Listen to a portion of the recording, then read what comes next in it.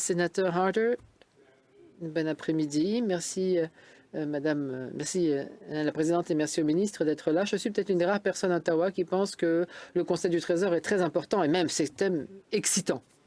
Et je voulais saisir l'occasion de poser la question au ministre concernant le rôle du Conseil du Trésor, notamment à la lumière de la COVID-19 et des initiatives qui ont changé à la fois la dynamique des programmes et du quantum que nous approuvons. Le CT, comme tout le monde le sait, est le ministère qui doit s'assurer qu'il y ait une intégrité des programmes et également aussi promouvoir l'évaluation des programmes. Ce qui veut dire de voir quels sont donc, bien sûr, comment sont utilisés les deniers publics. Et j'aimerais entendre de la part du président du Conseil du Trésor quelles seront les autres mesures qui seront prises en dehors de celles qui sont habituelles, mais à partir de la situation avec la COVID, quelles sont les autres mesures que vous allez prendre par rapport à cette situation vraiment soudaine et très envahissante, en fait, et de voir notamment en termes de normes d'intégrité et d'efficacité des programmes. Merci, sénateur Harder.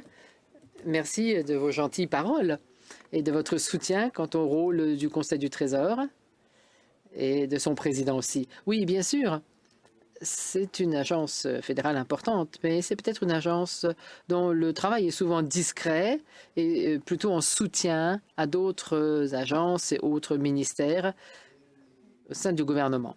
Dans la crise présente, nous avons agi de différentes manières pour nous assurer que nous pouvions faire des choses rapidement, mais en conservant l'intégrité et aussi l'efficacité dont vous avez parlé.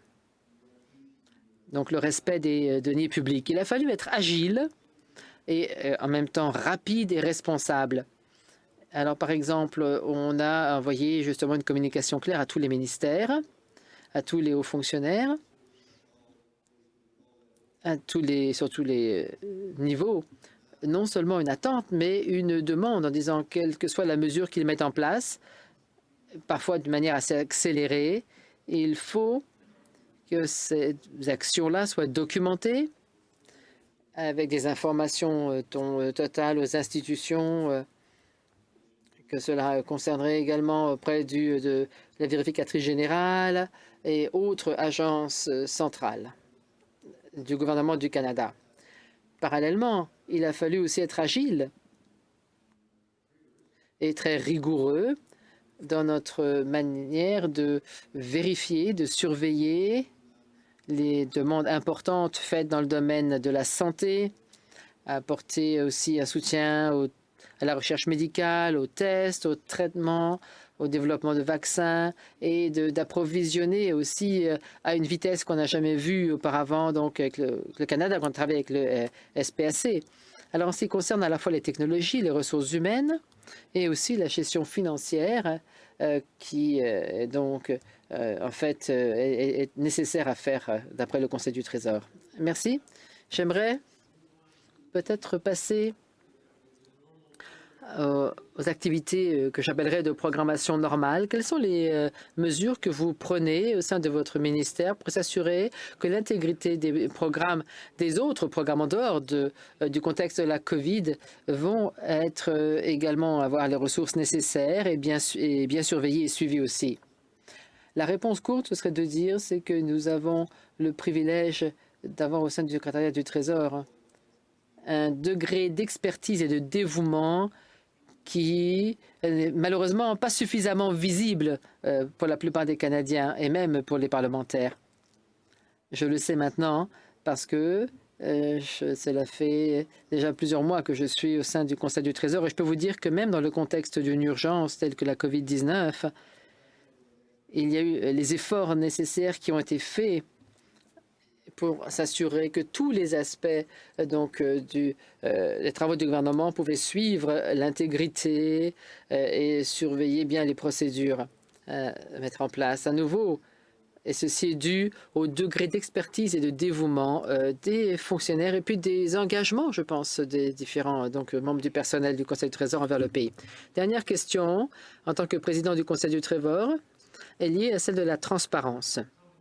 Il y a un grand nombre de commentaires qui s'expriment sur la transparence et lorsque je regarde les différents sites web, à la fois de votre ministère et d'autres ministères, on s'aperçoit qu'il y a une certaine partie d'information qui est présentée pour le public et pour les parlementaires aussi.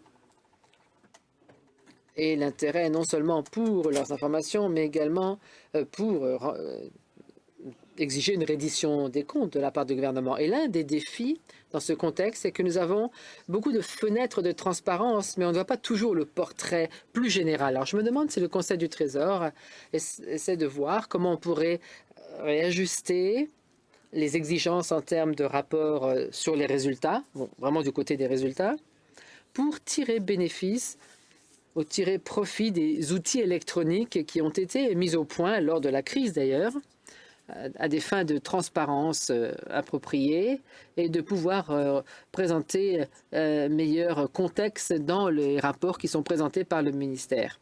Merci. Oui, j'aime l'idée de voir qu'il y a différentes fenêtres qui permettent justement de voir ce qui se passe au niveau du gouvernement. Mais on n'a pas toujours une idée du portrait complet, et c'est vrai. Et c'est la raison pour laquelle le ministre des Finances a voulu avoir un rapport bi-hebdomadaire. Et ces rapports ont été déposés donc, au sein des comités parlementaires. Et nous avions aussi deux fenêtres clés qui étaient disponibles et qui pouvaient donc présenter les informations au cours des dernières semaines. D'abord, c'est la base d'information qu'on appelle InfoBase, l'information du gouvernement, qui présente les informations concernant les mesures ainsi que les coûts de ces mesures, et également le portail du gouvernement ouvert, qui a amené en fait à une divulgation automatique de plus de 150 mesures qui toutes se concentraient sur l'urgence de la COVID-19, en plus des questions que les parlementaires ont posées de cette chambre et de l'autre chambre. Et pour pouvoir justement répondre aux différentes mesures mises en place par le gouvernement. Bien sûr, il y a eu de la transparence, on peut toujours faire mieux, mais je pense qu'on a déjà atteint un certain degré de transparence étant donné les circonstances. Merci. Ma prochaine question, c'est pour le ministre Morneau.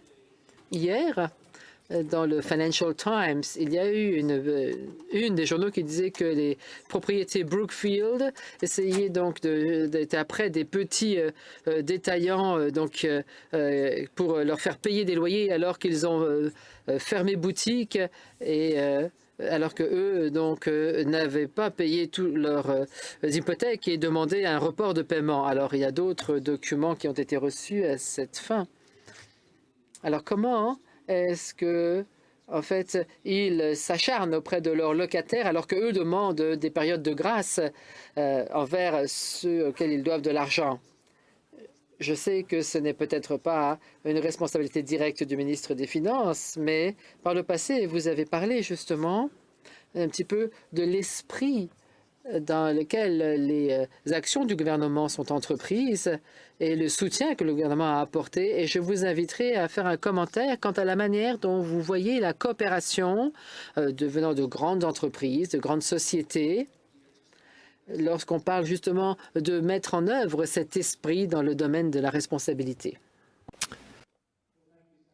Merci, Senateur Harder. Je n'ai pas vu cet article. Alors, je ne pourrais pas faire de commentaires précis sur la situation de Brookfield et leurs locataires. En ce qui concerne votre question plus générale, nous avons essayé de concevoir des programmes qui donnent les bons incitatifs aux acteurs du marché afin qu'ils collaborent. Et l'approche que nous avons prise sur le loyer d'urgence visait à faire ça, à donner un incitatif pour que les propriétaires collaborent avec les locataires, puisque 75% des paiements seraient garantis. C'est un incitatif pour les locataires parce qu'ils n'avaient qu'à payer 25%. Ce programme commence à croître, c'est positif. et c'est appuyé par le fait que de nombreuses provinces ont rendu ont fait un moratoire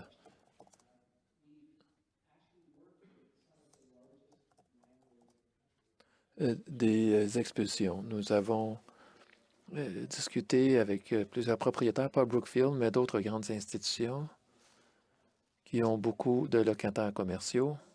Et dans tous les cas, et j'ai parlé même à un grand fonds de pension canadien, ils ont dit qu'ils allaient collaborer